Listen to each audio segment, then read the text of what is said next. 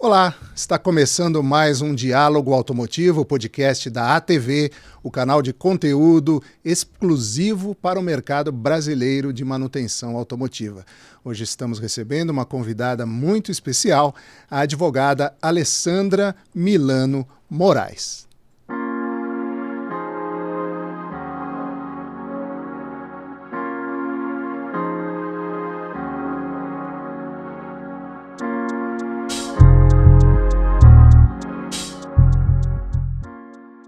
Alessandra, bem-vinda, muito obrigado pela sua presença. Eu sei que você veio de São José dos Campos para nos prestigiar, então a gente fica muito envaidecido, né?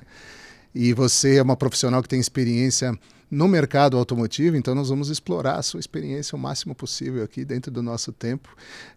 Antes de qualquer coisa, eu gostaria de perguntar para você quais são as demandas jurídicas de uma empresa do mercado de manutenção veicular, por exemplo, uma oficina mecânica, eventualmente um varejo. Essas demandas existem? Primeiro, eu queria agradecer pelo convite, é um prazer estar aqui com vocês. Eu acho que é sempre muito importante que a gente troque informações e que a gente consiga levar informação de qualidade para o mais distante possível dentro do nosso setor, né, da manutenção automotiva. Eu tenho uma experiência já um pouco longa no setor, trabalho com oficinas, mas também trabalho com as montadoras, com as fabricantes de autopeça, com toda a cadeia, né, até o aplicador, até as oficinas, e tenho vivido bastante dentro da oficina, no chão da oficina. A demanda é sempre muito grande na oficina. Eles estão percebendo hoje que o direito, né, que eu falo de gestão jurídica, diz muito mais respeito ao dia a dia na oficina do que a gente imagina. O direito é o relacionamento dele com o cliente, é o tratamento ali, no momento em que o cliente chega e diz o que ele precisa. Já começa ali, né, o relacionamento jurídico com o cliente. Então, a demanda é sempre grande e é sempre muito importante. A gente precisa tomar cuidado. Eu falo muito de direito preventivo, porque como a manutenção preventiva, que eles também falam, o direito preventivo é fundamental para que a empresa não venha a ter problemas. Ou se tiver, que ela consiga contornar de uma maneira mais barata, de uma maneira mais rápida e com menos dor de cabeça também, né, Cláudio? Quais são os problemas mais comuns que têm a maior ocorrência que você observa nesse seu relacionamento com as oficinas de reparação? Nós temos grandes dificuldades com garantia de automóveis. Hoje em dia, uma pedra no sapato das oficinas é quando o cliente leva a peça para ser aplicada no seu veículo. Porque com o celular na mão, né, a oficina passa o orçamento para o cliente, ele já vai lá e cota as peças, e é claro que ele vai achar a peça mais barata. Porque a oficina ela não vive só de serviços, ela vive também daquilo que ela vende, né, das peças que ela vende. Mas aí quando o cliente leva a peça, opta por levar a peça, e essa oficina, ela trabalha dessa forma, porque eu sou dono da oficina, eu posso decidir como eu vou trabalhar. Na minha oficina, eu só aplico peças que eu mesmo venda, ou não. Eu posso aceitar que o cliente leva a peça. Existem cuidados que a oficina tem que ter para se resguardar.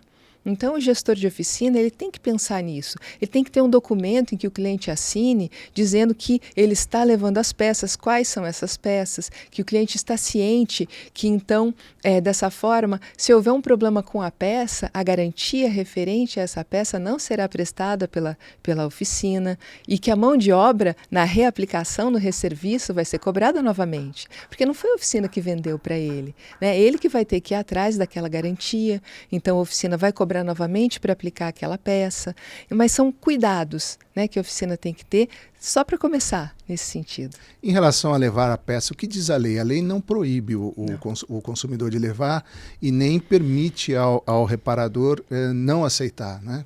O que diz a lei exatamente em relação a esse? Que é uma questão polêmica mesmo. Na realidade, permite, né? Não existe nenhum tipo de proibição, né? O que a gente sempre fala, quando a gente fala de direito, quando a gente fala de legislação, é aquilo que não é proibido, é permitido. Em nenhum momento está dizendo lá não pode. Né? Então, o cliente ele pode sim levar a peça, mas o reparador, a oficina pode sim dizer não, eu não trabalho dessa forma. Né? Okay. Então, eu só faço o meu serviço no momento em que eu estou te passando esse orçamento, o orçamento completo. Diz respeito à mão de obra e também às peças. Ou posso dizer também que se você optar, né, você cliente, optar por levar as peças, o valor da mão de obra pode ser outro. Ou eu costumo dizer para eles o seguinte, como é muito difícil fazer esse diálogo com o cliente, pode-se cobrar de uma outra forma, um serviço que realmente exista, que seria um serviço de assessoria com relação àquelas peças que foram levadas. Porque a oficina ela vai passar quais são as peças que o cliente deve comprar, o cliente vai levar aquelas peças e a oficina ela não tem que fazer um checklist em todas as peças, ela não tem que verificar se está tudo certo. Tudo isso vai tempo, demanda tempo. E tempo é dinheiro. A oficina não pode esquecer disso. Isso tudo é mão de obra, isso tudo é tempo, isso é dinheiro, isso pode e deve ser cobrado. Então, tudo bem. Se o senhor trouxer as peças, nós cobramos uma taxa, que é essa taxa que custa X reais com relação a essas peças que nós vamos analisar. Bom, você já passou aí no mínimo 2 documentos aqui, que é o orçamento e também a ciência do dono do carro em relação às normas a partir do momento em que ele se propõe a levar as peças, né? Tudo isso é formalização. Sim. E a relação entre cliente e oficina, muitas vezes, ela é na confiança, né? Existem oficinas que não passam orçamento porque é uma questão de confiança, conhece o cliente. Qual a importância de documentar todas essas etapas do relacionamento e, na sua visão, isso tem ocorrido? Os reparadores têm ciência da necessidade de formalizar todas essas etapas do processo de reparação e manutenção do veículo? Cada vez mais, Cláudio. Isso é fundamental, né? O fio do bigode não funciona mais hoje. A gente tem que lembrar que nós abrimos o nosso mercado está aberto. O número de veículos que existem hoje no Brasil é enorme. Né? Então, cada vez mais chegam pessoas na oficina que não são conhecidas. Eu não sei quem é, eu nunca vi. E ela chegou na minha oficina. Não é meu amigo, não é meu vizinho, não é meu parente, né? Não foi alguém que indicou, ele simplesmente chegou. Principalmente hoje que as oficinas fazem aquela propaganda, elas têm mídias sociais. Então, a oficina ela tem a mídia social dela e ela tem um alcance grande. Então, cada vez mais a gente precisa documentar para resguardar a oficina e a gente tem que lembrar que isso tudo tem que ser feito com método, no processo da oficina. Para quê? Para que eu consiga me resguardar. Porque existem pessoas que estão de má fé? Infelizmente existem.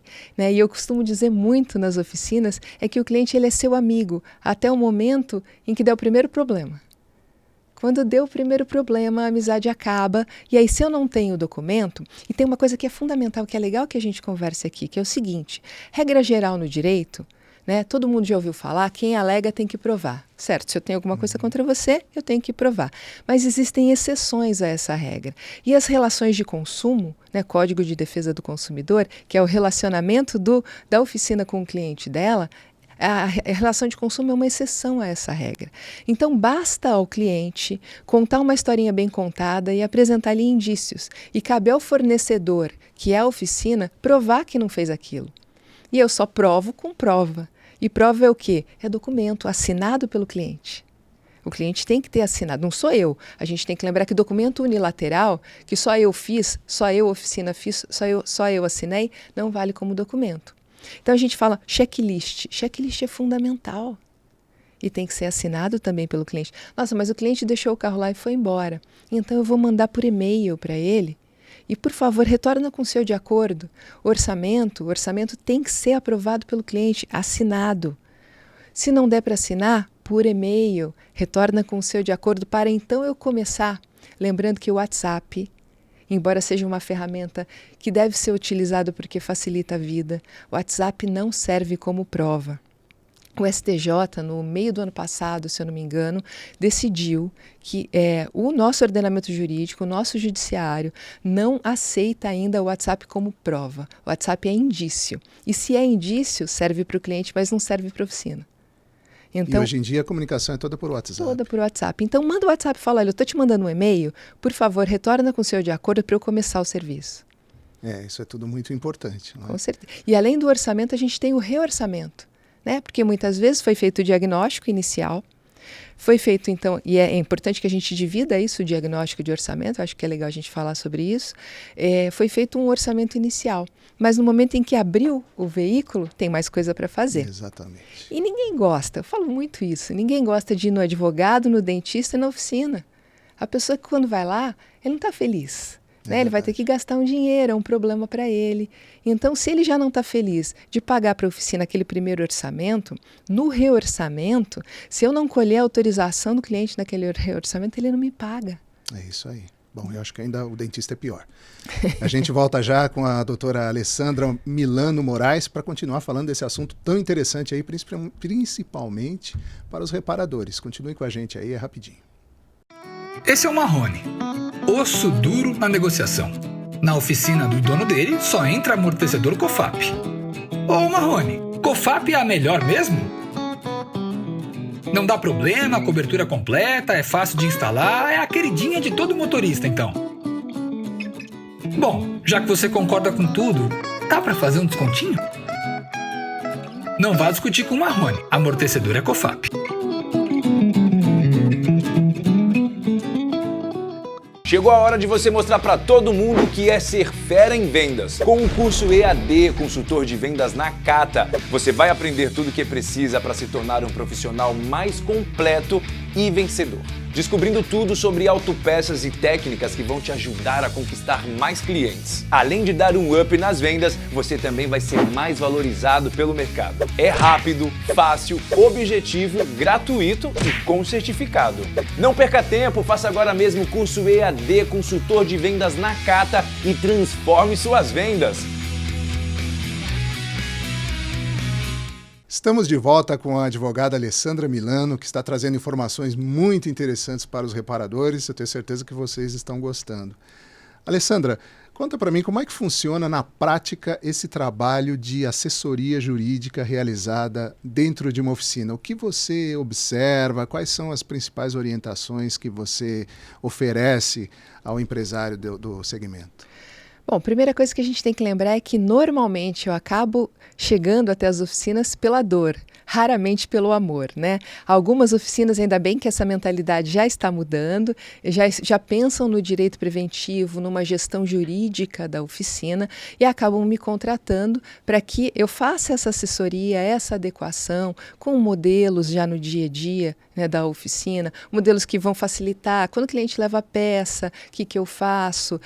Quando der algum problema ali naquele orçamento que saia do arroz com feijão, naquele orçamento, como é que eu faço? Esse tipo de assessoria, eu já chego e já deixo tudo pronto para entrar no processo da oficina. E também, hoje em dia, que é uma coisa urgentíssima, que é a nova Lei Geral de Proteção de Dados, em que as oficinas elas têm que se adequar, todas as empresas do Brasil devem se adequar, desde a pastelaria até a multinacional, e com as oficinas não é diferente. Mas quando eu chego pelo dor, né, que é o grosso da coisa, a maioria das vezes eu chego na oficina pela dor, é quando a oficina... Uma dor de dente, né? Uma dor de dente, pior daquilo que a gente falou, é quando o problema já aconteceu. E a oficina já está com um problema jurídico. O cliente já entrou com uma ação contra a oficina. E aí é aquela situação ruim, né? O dono da oficina, ele se sente de pés e mãos atados, ele não sabe o que fazer, o prazo é curto. Nós temos, né, pouco tempo para resolver as coisas, e aí eu chego na oficina e falo para eles, mas eu preciso de documentos, né, para poder responder essa ação. E muitas vezes a gente não tem. E eu respondo uma medida judicial com um recibo, com um orçamento que não foi assinado pelo cliente. Eu acabo respondendo uma medida judicial sem os meios que eu preciso, sem as provas que a oficina precisa para conseguir ganhar aquela ação, né? Aquele litígio, aquela briga. Isso é muito complicado. Por isso que é tão importante que a oficina possa ter isso de uma maneira regular, no processo mesmo. Então o cliente chegou, o que ele faz? Ele assina um termo, eu faço o checklist do carro dele, no momento em que eu estou fazendo o cadastro do cliente, ele já assina o termo de consentimento para tratamento dos dados pessoais que eu tenho, eu vou ter aqueles dados, aquele cadastro lá comigo, eu vou fazer o diagnóstico, eu já explico para aquele cliente, já tem ali na minha oficina, eu já informo para aquele cliente que a minha oficina cobra pelo diagnóstico. Isso é uma coisa fundamental, eu falo muito disso. Diagnóstico é trabalho, né? E a oficina não tem que trabalhar de graça. É a consulta. Quando a gente vai a um médico, a gente paga pela consulta. Ou a gente paga pela consulta só se estiver em fase terminal. né, tiver ali morrendo, precisar de uma cirurgia urgente. Então, consulta, que é o diagnóstico, é trabalho. E muitas vezes é muito trabalho. Né? Na sua oficina você tem aqueles equipamentos caros. Hoje em dia os equipamentos são muito caros. A gente tem um scanner, tem um osciloscópio, tem tantas coisas que são tão caras. E que a minha oficina tem, a do outro não tem. Então o cliente ele leva lá. E se eu não cobrar por aquele diagnóstico, o que vai acontecer é que eu vou entregar o orçamento para aquele cliente e o cliente vai pegar aquele orçamento e vai na oficina baratinha, que não tem todos aqueles equipamentos, para descobrir qual é o problema. Então, isso tudo tem que ser pré-informado para o cliente. Palavra mágica das relações de consumo, informação. O cliente tem que estar informado. Então, eu já tenho essa informação. Olha, cobramos pelo diagnóstico. Às vezes a gente dá orçamento de diagnóstico. Por quê? Se passando o scanner, eu conseguir descobrir qual que é o problema do seu veículo, custa tanto. Mas se só o scanner não for suficiente, eu precisar passar para um outro equipamento, custa mais tanto. Ou cobro por horas. Não sei. Isso tudo tem que ser pré-definido, né? Dentro da legalidade na oficina. Isso tudo a gente vai fazendo essa assessoria. Aí fez o diagnóstico. O diagnóstico eu cobro, o orçamento eu não cobro, né? Por lei. O orçamento ele é gratuito, mas para eu chegar a um orçamento eu preciso fazer o diagnóstico. Feito esse orçamento, está tudo explicado para o cliente, está tudo certo, está tudo claro, né? O cliente optou por levar as peças. Então ele optou por levar as peças, tá bom. Tenho que ter um termozinho que ele vai assinar, como eu falei anteriormente, dizendo que ele está ciente daquilo. Além disso, o cliente ele também declara e apresenta na oficina, no momento que ele leva as peças, as notas fiscais daquela peça. Porque e se aquela peça for de carga roubada, for produto de algum tipo de crime, e aquilo for rastreado até a oficina, né? A gente chega num crime de receptação, artigo 180 do Código Penal, que a oficina pode estar, tá ali no mesmo balaio. Complicado isso, né? Certo. Agora, você, sem querer te cortar, você fez uma observação interessante, o cliente levar a nota fiscal. A nota fiscal das peças usadas no serviço, ela é de posse do reparador ou o reparador deve entregar essas notas depois para o cliente? Se o reparador ele fizer uma nota fiscal da oficina e nessa nota fiscal da oficina constar todas as peças e mais o serviço, não há necessidade de entregar a nota fiscal que eu comprei, né? Eu, reparador, comprei as peças para o cliente. Aí não. Ok. Né? Então, o que vai valer é a nota fiscal da oficina. Isso deve ser feito. Perfeito. Lembrando sempre que nota fiscal de serviço, a alíquota de serviço é mais cara, é mais alta do que a de peça. Então, essa coisa de querer fazer só nota fiscal de serviço na oficina não faz sentido. Né? Eu tenho que fazer a nota fiscal de peça também, né? Que eu estou vendendo um produto para o cliente. E aí o cliente levou peça. E se às vezes ele tem que levar alguma coisa que é usada, né? Uma peça que não tem no mercado, ou é muito caro para comprar novo. E aí a gente tem um problemão. Primeira coisa, o Código de Defesa do Consumidor tem uma parte que fala sobre crimes das relações de consumo. Um desses crimes é aplicar produto usado sem consentimento do cliente. Então, eu tenho que ter um outro documento em que o cliente assina que ele está autorizando, que ele sabe, né, que aquela peça é usada e que ele está autorizando a aplicar no veículo dele. Por que eu estou falando isso, né, Cláudio? Eu tenho a teoria da conspiração. Né? Eu vou dizer tudo que pode dar errado, não necessariamente vai dar errado, mas a minha função é dizer tudo aquilo que pode dar errado. E se o cliente for aquele advogado mal intencionado? Não que exista, não existe advogado mal intencionado, picareta não tem. Mas estou falando hipoteticamente, claro, né? Só para a gente colocar na nossa história. Também não, são todos muito bem intencionados. Não tem. Mas ali, hipoteticamente, aquele advogado, e ele percebe o procedimento ali da oficina e percebe que tem várias falhas. E aí ele pensa, puxa vida, é o lugar de eu ganhar dinheiro, não é? É verdade. É aqui que eu vou tirar aquele dinheirinho que eu preciso. É verdade. Então, a gente tem que ter essa coisa no processo, essa documentação. E se o cliente for comprar a peça usada, e aí ele vai num desmanche, vamos pensar.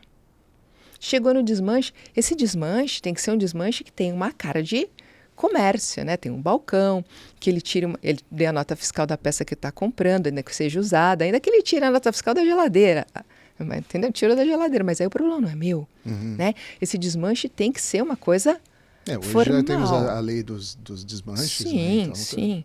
Agora, imagina aquele cliente, no desmanche, aquele desmanche menos, né? menos legalizado, e ele está lá desmontando, tirando a peça que ele quer. Chega a polícia. Chegou a polícia, aquele veículo é roubado, que ele está mexendo. Vai levar todo mundo embora. E o que esse cliente vai dizer? Eu estou aqui porque a oficina, o dono da oficina me mandou vir aqui pegar essa peça aqui. E aonde que a polícia vai chegar? Entende como isso pode se complicar? Até explicar direitinho qual que é a situação, isso é muito complicado. Complicado, né? E me diz uma coisa, Alessandra, na prática você vê muito problema quando você é chamada nas oficinas, isso ocorre mesmo. Tudo que você está falando aí na teoria, na documentação, isso existe mesmo na prática. Essa minha teoria, eu acabei construindo ela em cima de 18 anos aí dentro das oficinas, né? Conhecendo o dia a dia da oficina, estando no pátio da oficina, não só na oficina, eu também chego ali em autopeças, também na montadora e muitas vezes na fabricante de autopeças. Muitas vezes, através da fabricante de autopeças, a gente percebe qual que é a dificuldade do reparador também, né? Eu estou vendo isso acontecer. Eu estou vendo quais são as dificuldades. Eu sei como as coisas funcionam. E tudo aquilo que não é bem explicado, tudo aquilo que não tem um contrato, ainda que não seja um contrato, uma coisa bem explicadinha, no momento que dá problema, o problema é grande. Porque contrato é feito para não ser usado. Perfeito. Né? Muito bem, nós estamos conversando aqui com a advogada Alessandra Milano Moraes, um assunto que interessa muito para o segmento da reparação, mas para todo o mercado de manutenção veicular também. A gente volta já para o último bloco, fica aí, está acabando, mas vale a pena.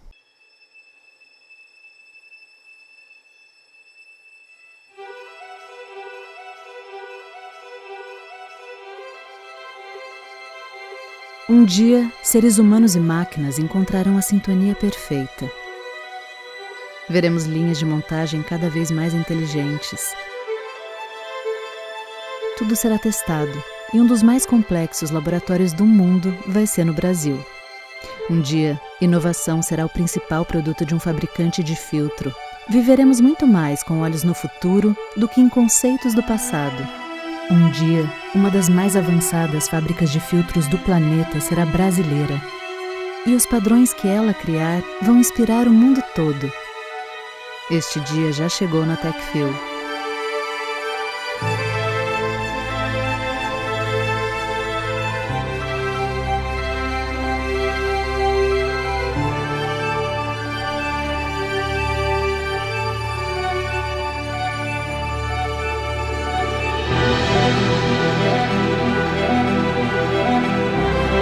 O futuro é Techfil.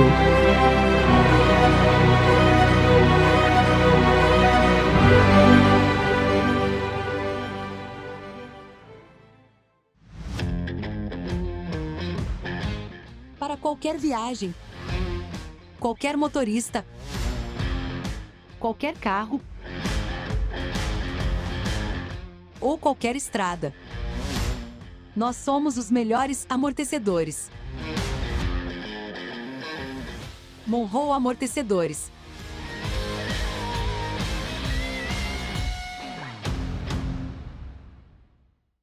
Estamos de volta para o último bloco do Diálogo Automotivo com a advogada Alessandra Milano Moraes, trazendo informações muito valiosas para você, empresário da reparação. Alessandra, infelizmente o tempo passa quando a gente está se divertindo, né? A conversa está muito boa.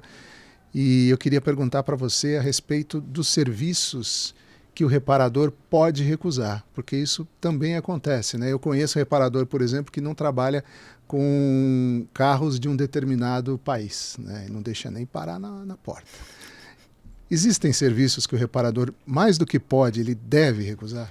Sem dúvida. O pode, primeiro, é a gente lembrar, né, que a oficina é sua, consequentemente, é uma empresa, ela não é uma empresa pública, é uma empresa privada. Então, eu vou trabalhar, a empresa vai trabalhar nos moldes dela, ela tem as próprias regras. Então, existem serviços que podem ser recusados e outros que devem ser recusados. A gente estava conversando aqui e um dia eu ainda vou fazer uma live só sobre serviços que devem ser recusados pela oficina. Uma coisa muito comum é assim, chega lá o veículo para fazer a revisão, né? É feita toda aquela revisão, diagnóstico do veículo e tal, e tem ali um orçamento, dá um exemplo, de R$30 mil. É um carro mais antigo, mas de uma marca mais famosa, R$30 mil de orçamento para fazer a revisão. O veículo vale 40. E aí, o que faz? O cliente vai lá no Unidunité e começa aquele esse sim, esse não, esse sim, esse não, esse sim, esse não. Tá. E aí, chegamos a um veredito de R$5 mil. Dá para fazer uma reparação bacana, uma reparação completa naquele veículo, que seria de R$30 mil por R$5 mil? Pois Não.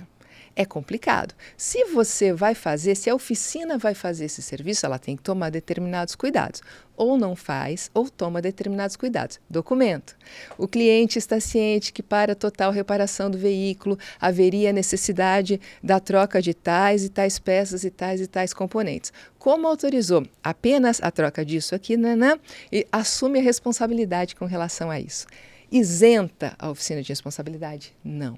Diminui o risco, mas não isenta a oficina de responsabilidade. Isso quando a gente está falando de situações gerais do veículo. Mas e quando eu estou falando de item de segurança? Uma coisa que eu sempre falo, o cliente chega lá na oficina e fala, troca a pastilha para mim. Quando vai abrir, né, ali o freio, não tem mais disco, o disco está comido. Aí eu falo, olha, tem que trocar o disco também. Eu falo, não, troca a sua pastilha que eu estou vendendo esse carro. Troca a sua pastilha que está tudo bem. Pois é. E aí? Só que freio é item de segurança. Se o cliente sai da sua oficina, eu sempre falo isso para eles, atravessa a rua e se envolve num acidente, atropela alguém porque o freio falhou, Acabei de fazer a manutenção do freio. a responsabilidade, quando eu falo, não é só responsabilidade civil, que é bolso, é dinheiro, estou falando de responsabilidade criminal, lesão corporal culposa, eventual homicídio culposo, alguém morreu. E quando a gente fala de culpa é quando não tem intenção, né? Então, para onde vai chegar? Pode chegar na oficina, sim, né? E aí o gestor da oficina vai responder por crime. Isso é muito sério, gente. Então, item de segurança não faz o serviço. Né? Se não for para fazer o serviço completo, não faça. A correia dentada, vai trocar a correia dentada e não vai trocar o tensor? Como assim? Não faz nem sentido. Não faça esse tipo de serviço. Mangueiras de combustíveis. Tem vaza um combustível ali, tem uma faísca, pega fogo no veículo. Né? Então, tem situações em que a minha orientação é não faça. Isso é fundamental, porque daí só o documento que o cliente está ciente que para a total reparação do veículo haveria necessidade da troca de tais componentes, não resolve. A gente está falando de vida humana. Perfeito. Na média, as oficinas têm ciência de tudo isso que você está contando aqui desde o começo? Estou tentando, viu, Cláudia? Já faz aí uns 18 a 20 anos que eu levo esse tipo de informação para as oficinas. Existe um interesse maior por isso hoje em dia, mas na média não tem. Não tem a orientação, porque normalmente o gestor ele é muito técnico.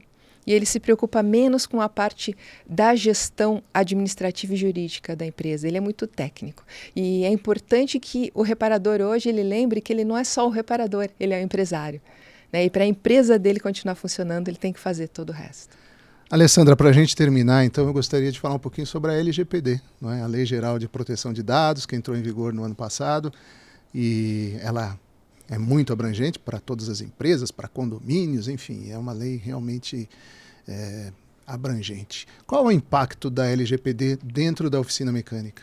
Total, Cláudio, total. Assim, uma coisa que é interessante que todo mundo perceba é que a lei ela entrou em vigor em 2020. Em setembro de 2020... É verdade, teve um período de adequação, né? E aí, apenas em agosto de 2021, que começaram as fiscalizações pela Autoridade Nacional de Proteção de Dados. Mas antes mesmo, se, por exemplo, um cliente chegasse na oficina e entendesse que o dado dele vazou dali, ele poderia processar a oficina. Então, Lei Geral de Proteção de Dados, ela cuida da proteção dos dados pessoais. E o que são dados pessoais? É tudo aquilo que identifica alguém. É nome, endereço, e-mail, documento, né, CPF, etc. Isso são os dados pessoais mais conhecidos, os dados pessoais comuns. E existem os dados pessoais sensíveis também, que são aqueles... é o filé mignon mesmo da Lei Geral de Proteção de Dados, que falam sobre gostos, preferências, saúde da pessoa, imagem, é dado pessoal sensível. O que eu tenho na oficina? disso. Eu não tenho relatório do veículo do cliente. Naquele relatório eu sei tudo que foi trocado, se ele usa peças originais ou se ele não usa, se aquele veículo já foi batido ou se não foi. Isso tudo é dado pessoal sensível e diz respeito àquele meu cliente. Então, se o cliente vendeu o carro para outra pessoa e a outra pessoa chegou na oficina e quer acesso a esse relatório, eu não posso fornecer. Okay. A não ser que eu tenha autorização daquele cliente anterior que foi para quem eu fiz a reparação. Então, são coisas interessantes. Imagem. E a gente tem que lembrar que dado pessoal não é só de cliente que eu estou falando. E os colaboradores, e os funcionários lá da oficina? Quando a gente contrata uma pessoa, né, a gente tem todos os dados pessoais dela, a gente sabe tudo da vida dela. E a gente passa esses dados pessoais para a contabilidade, para o departamento pessoal, para fazer os olerites. E aí, quem é responsável por isso tudo? Então, tem que ter um termo de consentimento dos clientes, tem que ter um termo de consentimento dos funcionários. Eu entendo que já começou. As reclamações trabalhistas vão vir com um pedido de indenização por danos morais, porque não houve esse consentimento também nas empresas. A simples inexistência do consentimento já pode gerar uma demanda judicial. Sim, porque olha só, quando a gente fala de LGPD, da mesma forma que relação de consumo, é uma exceção à regra, existe a inversão do ônus da prova. Então, eu que tenho que provar, né, eu, empresa, tenho que provar que eu fiz tudo que a lei determinava para blindar minha empresa com relação a vazamento de dados pessoais. Não é o cliente ou o funcionário ou o titular de dados que tem que provar que fui eu que vazei. Eu tenho que provar que eu não vazei. E eu só provo que eu não vazei demonstrando toda aquela adequação. Então, a contabilidade tem que assinar um termo de sigilo, responsabilidade e confidencialidade. O sistema de gestão da oficina, para quem eu mando todos os dados do cliente, também tem que assinar esse termo. Eu tenho as imagens, né, as câmeras no interior da oficina. Existem coisas que têm que ser feitas com relação a isso também. O meu computador, existe a manutenção daquele computador. Quem tem acesso àquilo? Quem tem acesso às imagens? Tudo isso é muito sério, né? E se eu trabalho com pós-venda, tem que ter uma autorização nesse sentido e tantos outros detalhes que são fundamentais e que têm que ser feitos. As multas, claro, Cláudio, são extremamente elevadas, né? A gente tem um teto de multa de LGPD de 50 milhões de reais. Claro, uma oficina não vai ser multada nesse tanto, mas vamos pensar em 2% do faturamento. Tem gente que não tem lucro de 2%, imagina multa de 2% de faturamento. Pois é. E é isso. A gente Alessandra, é complexo, extremamente complexo, né? E custa, né? Custa, tem que investir. Então, nós temos... Eu já estourei o tempo, mas eu não vou deixar de fazer essa última pergunta, que eu acho importante, rapidinho. Na sua visão, as oficinas estão fazendo essa adequação devidamente ou não estão nem aí? Não estão. Eu estou numa campanha já faz mais de um ano. Eu desenvolvi uma ferramenta, chama LGPD para oficinas, que é um passo a passo, não é um curso, tá? É um passo a passo, é um programa de adequação, né, de boas práticas específico para as oficinas. Específico para as empresas de reparação automotiva e que existe ali um videozinho curto, um documento já os modelos para serem aplicados naquele momento, já está pronto. É só fazer, e é simples, existe uma assessoria, é tranquilo de fazer, justamente para tentar auxiliar as oficinas nisso, porque é uma mão de obra muito cara. Né? Quando eu me especializei, quando eu fui fazer os cursos de Lei Geral de Proteção de Dados em Direito Digital, só se falava em multinacional. Aí eu falei, e as empresas pequenas, né? E as empresas familiares, como é que elas vão fazer? Foi por isso que eu tive essa preocupação em fazer o LGPD para oficinas. Alessandra, muito obrigado pela sua presença, foi uma conversa bastante interessante, muitas informações importantes, valiosas para o reparador. Tomara que você tenha à disposição um dia de voltar para cá, lá de São José dos Campos, para a gente continuar essa conversa, que faltou muita coisa, eu tenho certeza. Com certeza, eu que agradeço a oportunidade, obrigada pelo convite, obrigada a todo mundo também. Muito bem, conversamos assim com a advogada Alessandra Milano Moraes em mais um podcast Diálogo Automotivo. Continue com a gente, se você gostou, curta aí essa postagem, ativa o sininho lá para ele ficar chacoalhando na sua cabeça toda vez que entrar alguma novidade. Fique de olho na TV, tem programa novo e inédito todos os dias. Na próxima terça-feira, mais um Diálogo Automotivo. Até lá.